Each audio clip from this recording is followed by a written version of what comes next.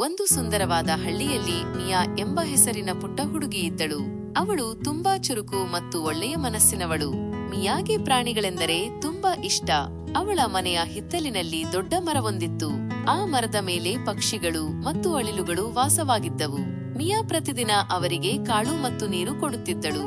ಒಂದು ದಿನ ಮಿಯಾ ಮರದ ಕೆಳಗೆ ಆಟವಾಡುತ್ತಿದ್ದಾಗ ಒಂದು ಪುಟ್ಟ ಪಕ್ಷಿ ಗೂಡಿನಿಂದ ಕೆಳಗೆ ಬಿದ್ದಿರುವುದನ್ನು ನೋಡಿದಳು. ಅದು ತಾನು ಹಾರಲು ತುಂಬಾ ಚಿಕ್ಕದಾಗಿತ್ತು ಮತ್ತು ಅದರ ರೆಕ್ಕೆಗೆ ಪೆಟ್ಟಾಗಿತ್ತು. ಆ ಪುಟ್ಟ ಪಕ್ಷಿ ನೋವಿನಿಂದ ಕಿರಿಚುತ್ತಿತ್ತು. ಮಿಯಾ ಅದನ್ನು ಎತ್ತಿಕೊಂಡು ತನ್ನ ಮನೆಗೆ ತಂದಳು.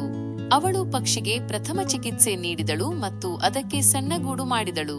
ಪ್ರತಿದಿನ ಮಿಯಾ ಪಕ್ಷಿಗೆ ಕಾಳು ಮತ್ತು ನೀರು ಕೊಡುತ್ತಿದ್ದಳು ಮತ್ತು ಅದರೊಂದಿಗೆ ಮಾತನಾಡುತ್ತಿದ್ದಳು.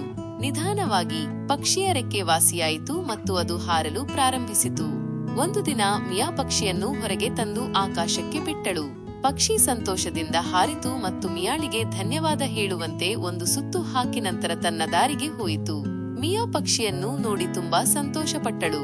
ಈ ಕಥೆಯಿಂದ ನಾವು ಕಲಿಯುವ ಪಾಠವೆಂದರೆ ನಾವು ಪ್ರಾಣಿಗಳನ್ನು ಪ್ರೀತಿಸಬೇಕು ಮತ್ತು ಅವರಿಗೆ ಸಹಾಯ ಮಾಡಬೇಕು. ನಾವೆಲ್ಲರೂ ಪರಸ್ಪರ ಸಹಾಯ ಮಾಡಿದರೆ ಈ ಜಗತ್ತು ಇನ್ನಷ್ಟು ಸುಂದರವಾಗುತ್ತದೆ.